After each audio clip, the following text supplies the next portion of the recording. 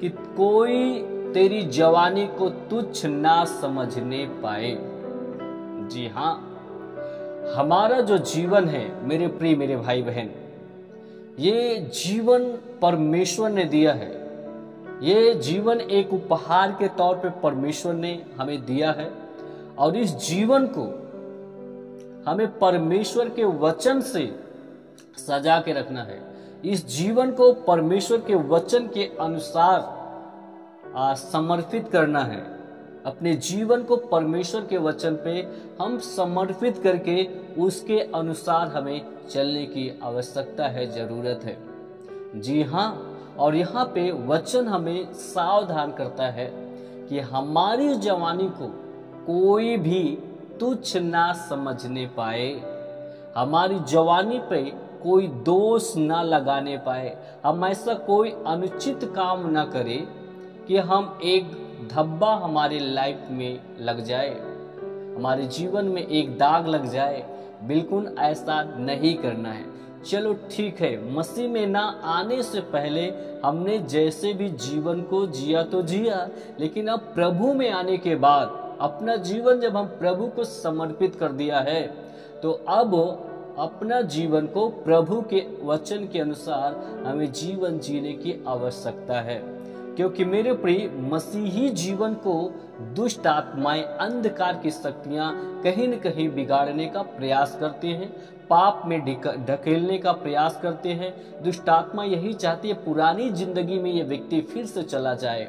तो हमेशा हमें सचेत रहना है, हमें सावधान रहना है। और यहाँ पे पौलुस जो है तीमुथियुस को जो है इस संदेश को, इस सलाह को दे रहे हैं कि कोई तेरी जवानी को तुच्छ ना समझने पाए, पर वचन और चाल चलन और प्रेम और विश्वास और पवित्रता में विश्वासियों के लिए आदर्श बन जा। यहाँ पे मेरे प्रिय मेरे भाई बहन, तीमुथियुस को कोई जो है गृह कलीसिया को जो है कार्यभार जिम्मेवारी को दिया गया था, सौंपा गया था। तीमुथियुस जो है वो एक प्रभु का एक सेवक है, और इसी को पौलुस जो है एक अपने निर्देश में इस बात को बता रहे हैं। इनको जो है जो तीमुथियुस था, एक गृह कलीसिया का मतलब घर कलीसिया का कार्यभार, इस पर जिम्मेवारी सौंपी गई थी।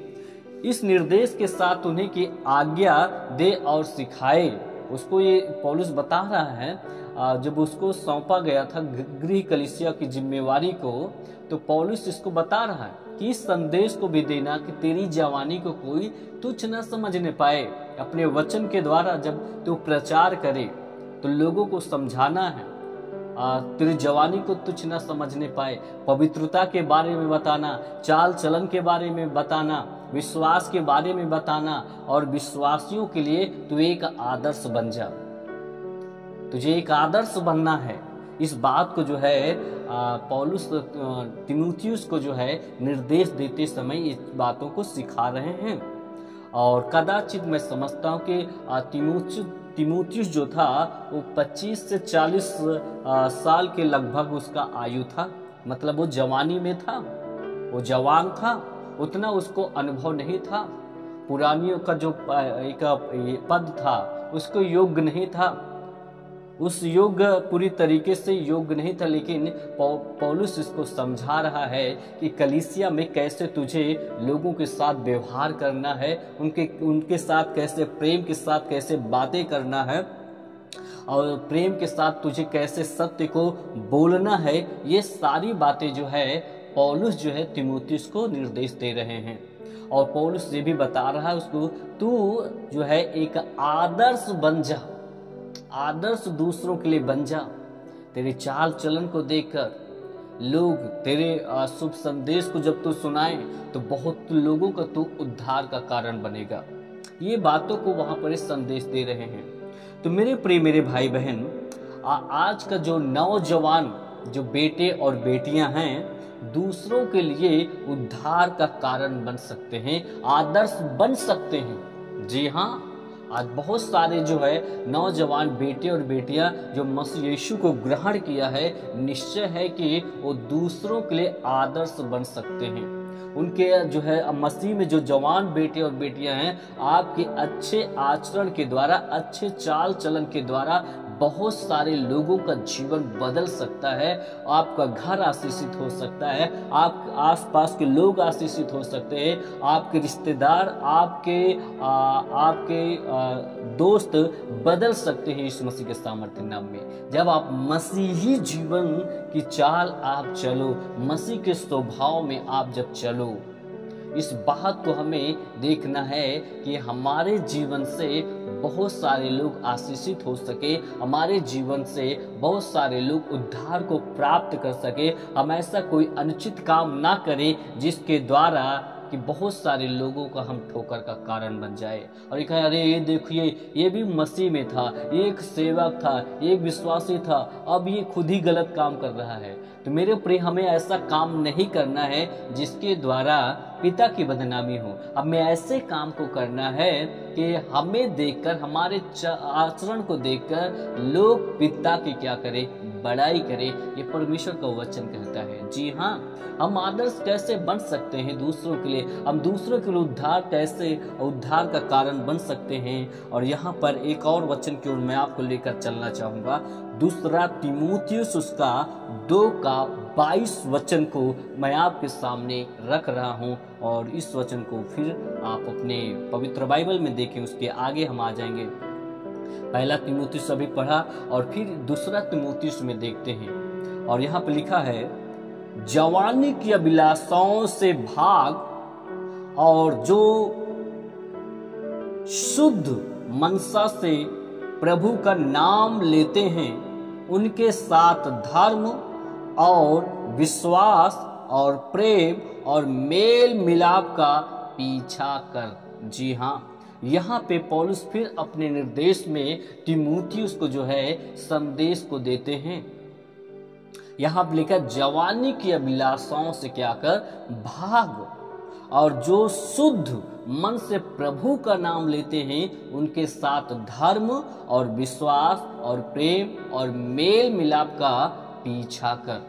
यहाँ पे मेरे प्रिय मेरे भाई बहन, पौलुस अपने निर्देशों में बताता है पवित्र और शुद्ध कैसे हुआ जाए। पौलुस अपने निर्देश में बता रहा है कि हमें पवित्र और शुद्ध कैसे हुआ जाए, इसके बारे में भी वो जिक्र कर रहा है, वो बातें कर रहा है। सर्वप्रथम मेरे प्रिय भाई बहन, वह तीमुथियुस से कहता है कि वह अपनी जवानी की अभिलाषाओं से क्या कर, भाग।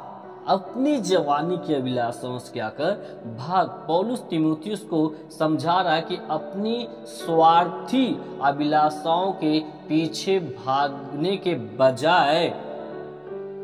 के बजाय तीमुथियुस को धर्म, धार्मिकता, विश्वास, प्रेम, शांति का अनुसरण उन लोगों के साथ करना चाहिए जो उसी के समान शुद्ध मन से प्रभु का नाम लेते हैं।